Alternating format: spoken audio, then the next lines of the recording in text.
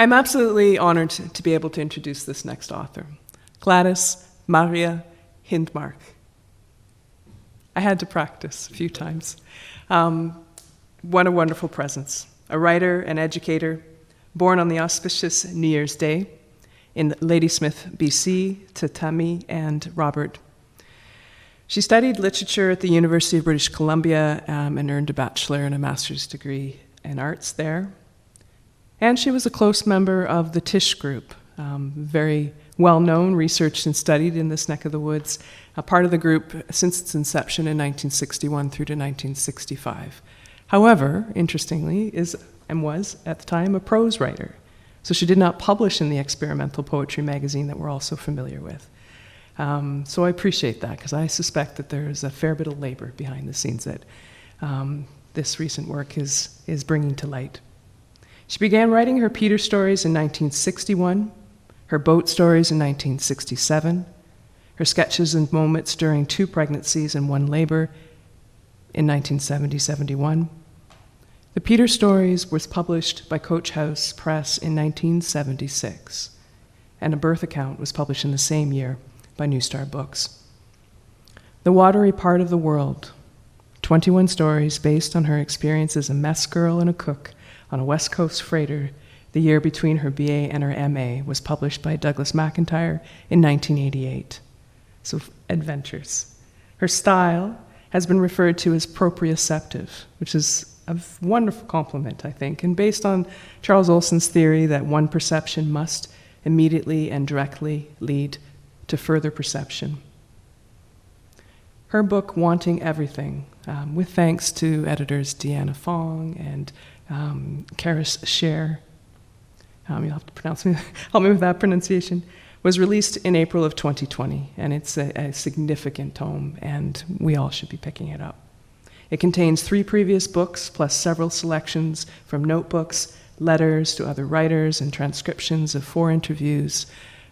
Everyone, please, let's welcome, with joy, Maria.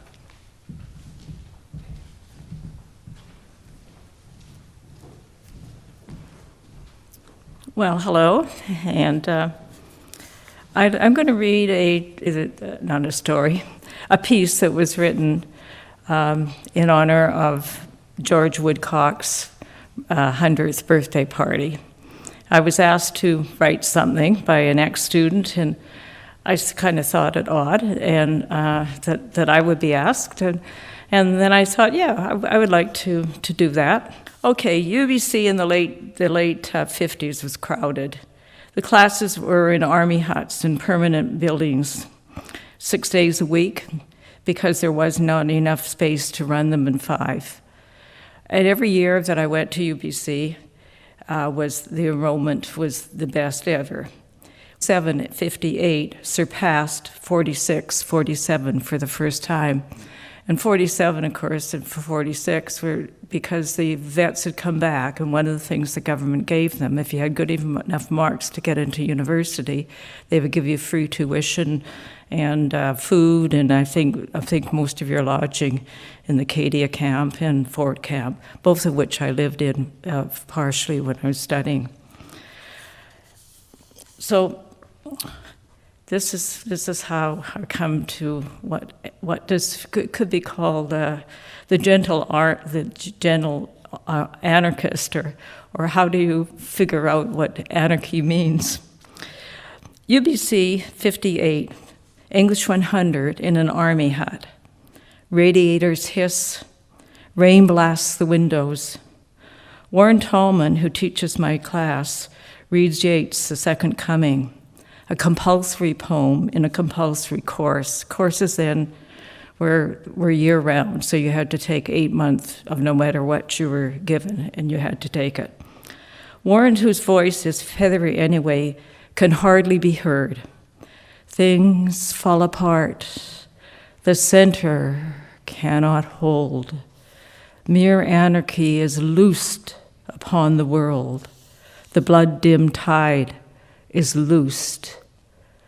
Anarchy, I don't know the word, just like I didn't know gyre in the first line, and I wish these guys behind me would stop laughing because about the title, because I want to borrow Dave's dictionary. Miss Hindmarch, do you have a question?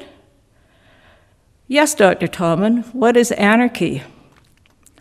The class stops chatting, and most pick up their fountain pens or pencils to write a note. Chaos, lack of order, well, that's us. Forces beyond control, the center.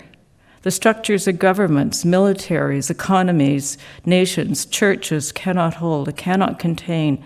Nothing can stop the carnage and the destruction and change throughout post-World War I. The blood-dimmed tide is loosed. My impression of anarchy becomes the chaos and the worst of World War I, World War II, which my father was in the Navy, combined. A couple of years later, in Ellen Tallman's kitchen, Ellen refers to George Woodcock as an anarchist.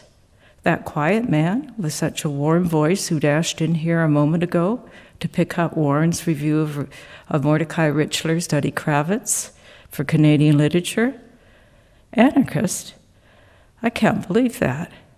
He's no threat to anyone, I say. Do you think anarchists are threats? I do. I'm an anarchist, she says, if I have anything. You are? I have no political allegiance, here or there, meaning California. I don't trust leaders in either country or Supreme Court justices to do what's best. Well, what do you believe in? Freedom, choice, love, free expression of ideas and self, no explanation, no class structure, a classless society, no power of any sort over others. Ellen and I talk about this for quite a while. Her closest friend, Martha, was married to Kenneth Rexroth, and I had met them in San Francisco. He's an anarchist, too. I think many intellectuals are. My sense of anarchists utterly changes. My impression of Woodcock at that time, a true intellectual, perhaps European, he's not, arms full of books and paper. He's not squinched in like some profs are. He's open to ideas. He's not tall, he's close to my height, and wears soft suit jackets. I often pass him dashing into Buchanan Building classroom just after the starting bell rings on Tuesdays and Thursdays. He looks eager, excited. He seems just the opposite of a full professor who once said to me, "I never have, nor will I ever, read a novel written in the 20th century." Lionel Kearns took European literature and translation from Woodcock in that classroom. They studied Dostoevsky, Turgenev, Chekhov, Tolstoy, Stendhal, Kafka, Pirandello, Celine, Brecht, and more. When I interviewed him for this talk, Lionel said, "He's the opposite of Warren. He read his lectures, which were written out on paper, and appeared to be articles or essays or chapters in the process of composition of something soon to be published," which they probably were. Our class could interrupt with a question or a statement if we wanted to, but most didn't. He hated committee work and complained about it, but he was doing literary and journalistic work all the time, book after book after book. He was an activist for the Tibetan refugees. Both of them were, his wife Inga and George. He didn't participate in the literary scene here, had no children, and was busy with his own stuff. That's my main impression.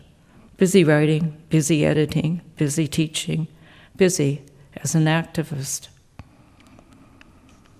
I saw him as open and generous, I say to Lionel. Yes, he was. Very. George Bowring, who attended Woodcock's class on Saturdays to take notes for Angela, who worked on Purdy's on Saturdays, and said, "Woodcock spoke better than anybody I ever met. He could talk in complete and complex sentences for 50 minutes without one or or shh, like the radio, as if he were on CBC all the time. His classes were just the opposite of Warren's. He also recalled watching Inga pick woodcock up at the northeast corner of Buchanan Building right after class. She'd get out of her car, lovingly wrap a scarf around George's neck and help him settle in, then return to the driver's side and drive off. And I often saw him do the same thing too.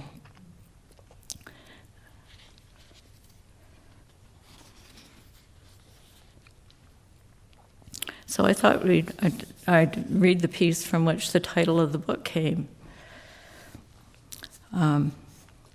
Karis found it, and then she said, that's got to be it. And then Bowring, when he heard it, he was reading his, and he noticed one day the W and E, and he said, "Oh, it's we. It's for Warren and Ellen."